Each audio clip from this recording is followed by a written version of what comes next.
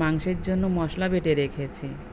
এখানে আছে থেতলে রাখা চুইর ঝাল, জিরে বাটা, রসুন বাটা, আর এখানে আছে আদা বাটা।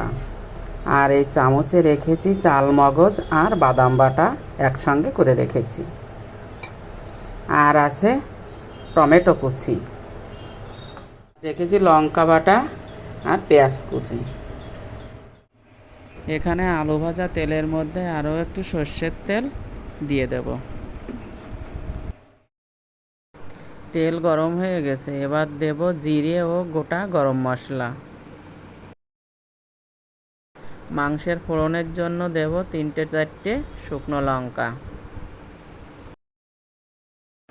এবার দেব কুচিয়ে রাখা পেঁয়াজ।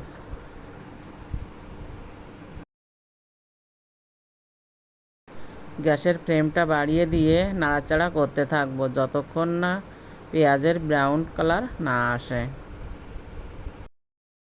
পেঁয়াজের রং ব্রাউন কালার হয়ে এসেছে, এবার দেব বেটে রাখা মশলাগুলো, জিরে বাটা, আদা বাটা আর থেতো করে রাখা রসুন।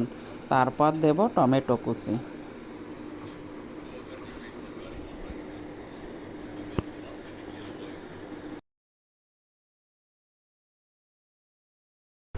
একটু নাড়াচাড়া করার পর দিয়ে দেব চাল মগজ ও বাদাম বাটা। মশলাটা ভাজার জন্য হালকা করে দিয়ে দেব নুন আর হলুদ। মশলা কষানোর জন্য দিয়ে দেব হালকা করে জল।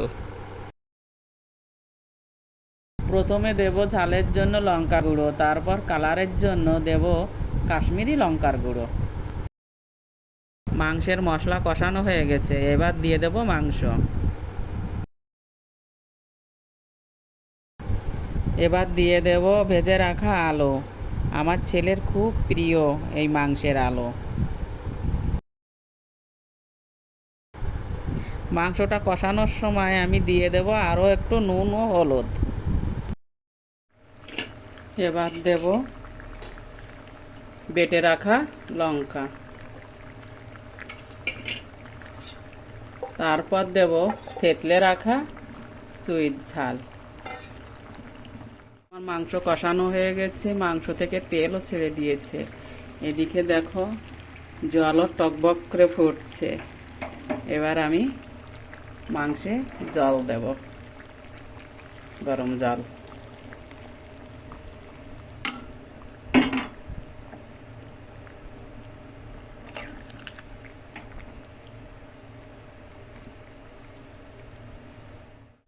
কষানোর সময় লবণ দিয়েছিলাম, একটু লবণ কম আছে, আমি এবার একটু হালকা লবণ দিয়ে দেব। এই যে গোটা চুইগুলো ছিল, দুটো চুই গোটা ছিল, সে চুইটা উঠিয়ে আমি একটু থেতলে দেব।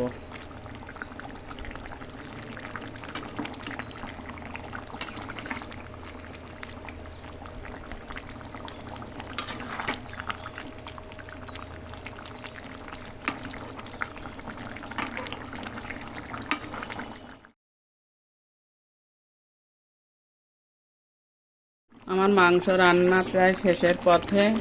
এবার দিয়ে দেব একটু রাইসের গরম মশলার গুঁড়ো।